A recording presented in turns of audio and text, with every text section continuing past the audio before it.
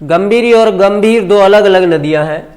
प्रश्न है आपके बीच में कि वह किला जिस पर अंग्रेज जनरल लॉर्ड लेक ने 5 बार आक्रमण किया, और 5 बार आक्रमण जो किया वो 1805 में ही किया, किंतु असफल रहा। वह दुर्ग है लोहागढ़ भरतपुर का। राइट आंसर तो क्या होगा? लोहागढ़ भरतपुर। चूंकि हमने इस दुर्ग को अभी तक पढ़ा ही नहीं है तो हम इस दुर्ग को बड़े अच्छे से पढ़ लेते हैं। जिस दुर्ग को हम पढ़ने के लिए जा रहे हैं उसका नाम है लोहागढ़, लोहागढ़ दुर्ग। और लोहागढ़ दुर्ग कहाँ स्थित है? तो भरतपुर जिले में, ये आप अच्छे से जानते हो। भरतपुर का किला भी कह सकते हो आप, लोहागढ़ दुर्ग भी कह सकते हो। अच्छा, भरतपुर में इसका निर्माण किसने करवाया था? निर्माण रुस्तम जाट के द्वारा नहीं। देखिएगा ये कहाँ है? पहला प्रश्न तो यह आता है कहाँ, आपका आंसर होगा साहब भरतपुर में है। दूसरा प्रश्न यही होगा कि निर्माण किसने करवाया, तो निर्माण में आपको नाम बताना है सूरजमल जाट। किसने करवाया? सूरजमल जाट। और सूरजमल जाट जी ने जो निर्माण करवाया 1733 ईस्वी में। और सूरजमल जाट को कहते हैं जाटों का प्लेटो, या इनको कहा जाता है जाटों का अफलातून। क्या कहा जाता है? जाटों का अफलातून भी इनको कहा जाता है।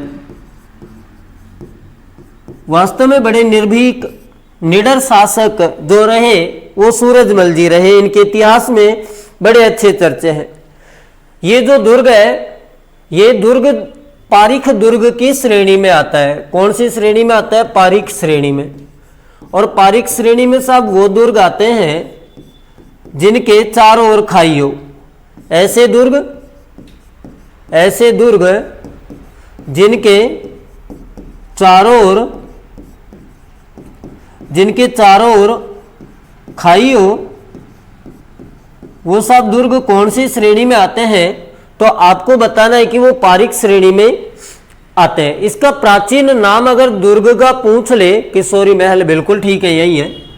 अच्छा, इसका प्राचीन नाम पूछ लिया जाए, प्राचीन नाम, तो जैसे बीकाजी की टेकरी नाम सुना था, ऐसे इसका नाम है खेमकरण जाट की कुटिया। क्या कहते हैं इसको? खेमकरण जाट की कुटिया के नाम से इस दुर्ग को जानते हैं। साथ में यदि हम बात करें, यहां जो इसका दरवाजा है, दरवाजा वो किससे निर्मित है? आप कहोगे अष्ट धातु से निर्मित दरवाजा है। कौन सी धातु से? अष्ट धातु से निर्मित दरवाजा। और अष्ट धातु से जो निर्मित दरवाजा है ये, इस दरवाजे को लेकर कौन आया था? तो आप कहोगे जवाहर सिंह के द्वारा।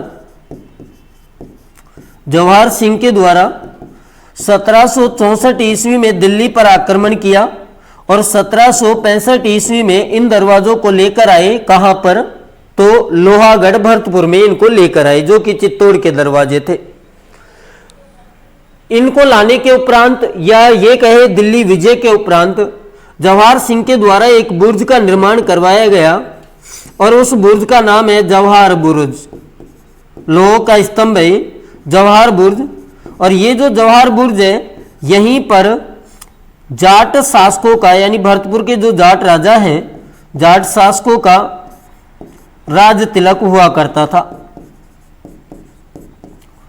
मैंने आपको डिटेल में सारी चीजों को मैं भाई कंप्लीट बता रहा हूं कि जाट जो शासक थे उनका राज तिलक कहां हुआ करता था। तो जाट शासकों का जो राज तिलक हुआ करता था वो जवाहर बुर्ज में हुआ करता था। साथ में हम एक और चीज ध्यान रखेंगे कि यहां एक और बुर्ज है और उस बुर्ज का नाम है फतेह बुर्ज। प्रश्न आ जाए कि साहब फतेह बुर्ज कहां स्थित है? तो जैसे जवाहर बुर्ज इन्होंने बनाया है, ऐसे ही फतेह सिंह ने फतेह बुर्ज बनाया। आपके सामने एक प्रश्न आ गया कि एक अंग्रेज अधिकारी था जिसका नाम लॉर्ड लेक था, उसने 1805 में, आप मेंशन कर लेना, वो 5 बार चढ़ाई की लेकिन 5 बार असफल रहा। यहां पर एक माता का मंदिर है, और जिस माता का मंदिर है उन माता का नाम है राजेश्वरी माता। क्या नाम है? राजेश्वरी माता। और ये जो राजेश्वरी माता है साहब, ये जाट राजवंश की कुल देवी है। जाट राजवंश की कुल देवी कौन सी देवी है? तो आप कहोगे राजेश्वरी माता।